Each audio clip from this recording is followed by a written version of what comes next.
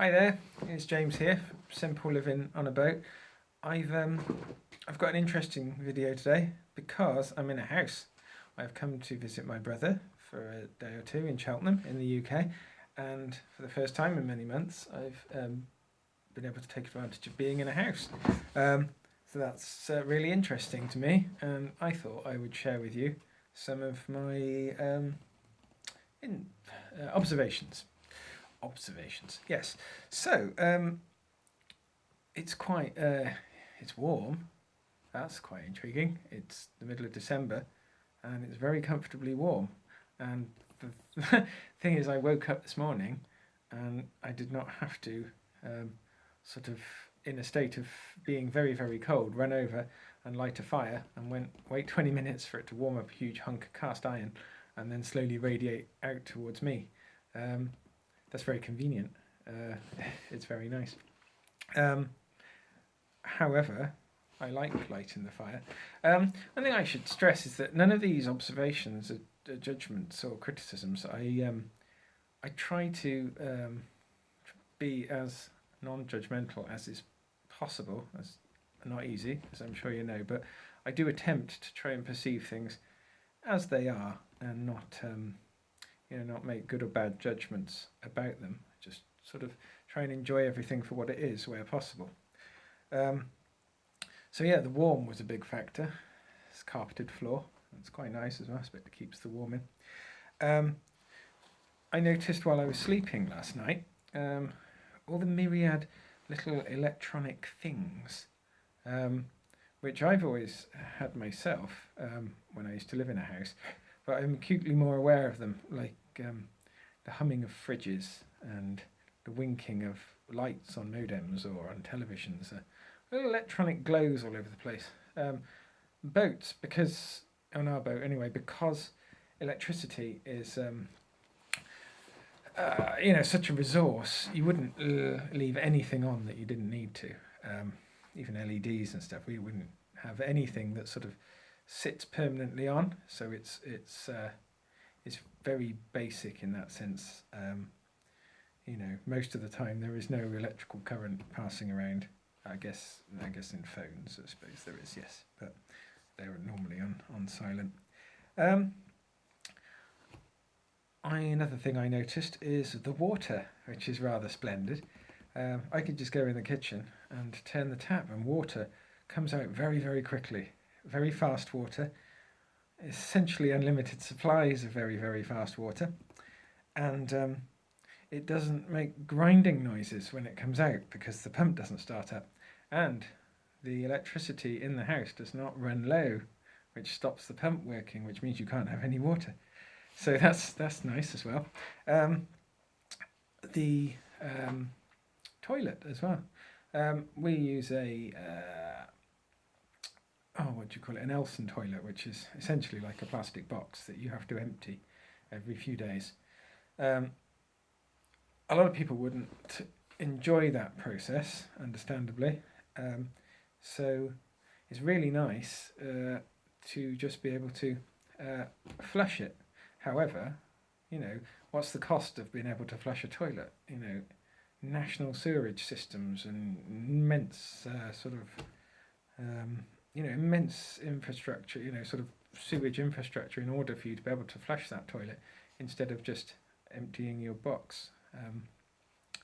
I suppose, yet again, obviously, one empties one's Elson toilet into the national sewer system, I suppose. So, I guess that's perhaps a bit redundant, but I think we could all, it's an interesting observation. I suppose I'm not trying to say whether it's good or bad, but it's certainly convenient, and the electricity just keeps coming out the sockets as much as you can use. You can plug in phones or razors or toothbrushes or televisions, whatever you want, and they just run infinitely, which is something I never really appreciated in the past, I suppose, and I really appreciate it now. I sometimes, when I do go and visit someone in a house, I think about taking everything I've got with a battery and shoving it in my backpack so I can charge them all up and steal as much power as possible while I'm in the house. The steady internet as well. That's my arm's getting tired. I don't have a good way of supporting the phone.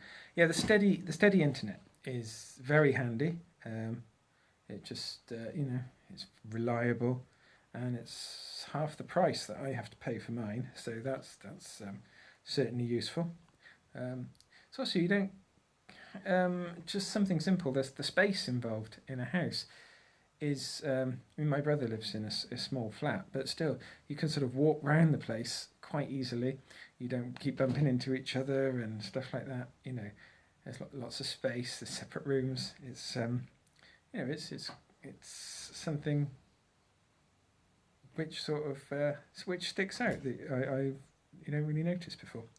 There's a shop about 3 minutes walk away. That's convenient. I mean, where we're moored at the moment, there is a shop only sort of 20 minutes away, which is really handy, relatively speaking. But some of the places we parked, we have to walk for an hour to get to a shop. So, having a location where there's a shop near is very, very, very handy.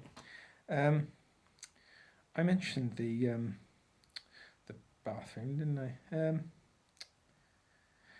Yeah, one of the other things is it feels more secure. I don't try and put anyone off about boats, but you can feel a bit vulnerable in the boat.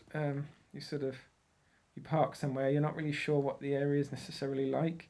You hear people going past at night, sometimes shouting, or motorbikes on towpaths and things like that. I hasten to add, nothing has ever happened. Everyone has been lovely. We've never had any incidents. No one ever banging on windows or anything like that. So I've no reason to be afraid, as it were. But nonetheless, it just feels sort of more secure in a house for some reason. Like you're protected by all these walls and you're hidden away or something. I don't quite know. Maybe in a boat you feel like you're in someone else's turf all the time. That you're a bit more of a transient, a traveller. I don't know. But that's just a feeling that I get.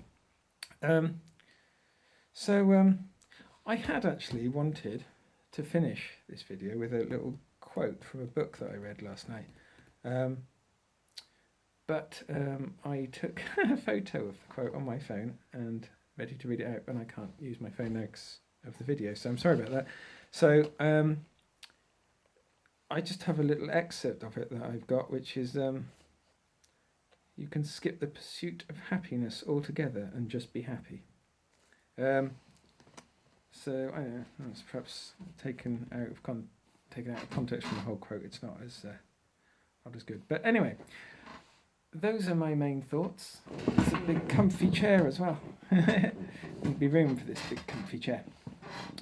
So thanks for watching. I appreciate you watching.